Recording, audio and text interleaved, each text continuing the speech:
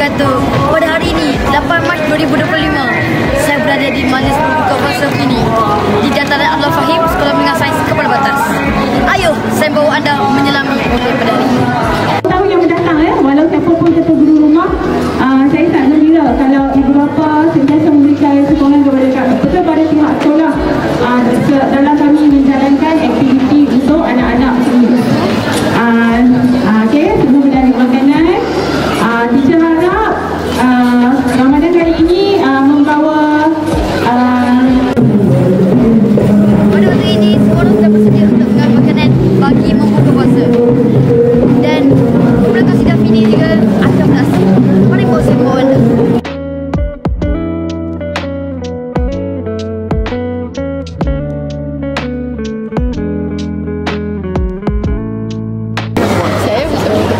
Okay, sekarang saya bersama alumni Sabah daripada Bachelor of Ed.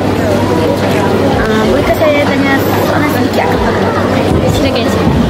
Apakah perasaan datang ke iftar pada hari? Perasaan, so kami rasa happy bersyukur dapat. Kalau kami duduk kat sini kami rasa macam kenangan untuk macam terlepas tu adalah macam buat dengan member. So kami rasa macam fun. Soalan yang kedua, apakah cara untuk ini langkah ke hadapan daripada tahun lepas? Wish tahun lepas is the best saya, tapi okey lah, untuk finish hampa kena ada kerjasama. Everything pun always hampa punya work together tu kena ada. Hampa kena ada persefahaman and also dengar cakap KL dengan PKR sebab diorang lebih mengetahui semua benda dan kerjasama tu kena ada. Tidak. Terima kasih.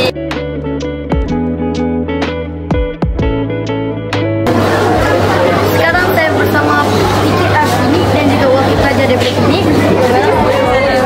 Bolehkah saya tanya beberapa soalan? Soalan pertama, apakah perasaan akak bila berada di iftar ini pada hari ini? Perasaan saya pada malam ini adalah saya gembira sebab saya dapat berjumpa keluarga saya dan saya juga dapat bersama-sama dengan semua ahli finik untuk berbuka puasa sama semua ahli finik. Jadi saya rasa saya gembira, tapi agak sedikit kecewa kerana hujan, tapi tak apa, hujan itu rahmat. Jadi terima kasih. Soalan yang kedua, soalan yang terakhir, apakah rancangan akak bagi ini lebih melangkah ke depan daripada Saya punya selamat lah kan tahun saya tahun ni. Saya harap finik 1-0 di merit. Kalau boleh ada masalah langsung pastikan merit je kita dapat dan segala merit semua tu kita isi setiap bulan, setiap hari, setiap hari supaya tak ada macam hujung baru nak buat. Tak ada, kita masa ni kita sentiasa bergerak aktif dan semua kena bagi kerjasama. AJK semua saya akan pastikan semua beri kerjasama.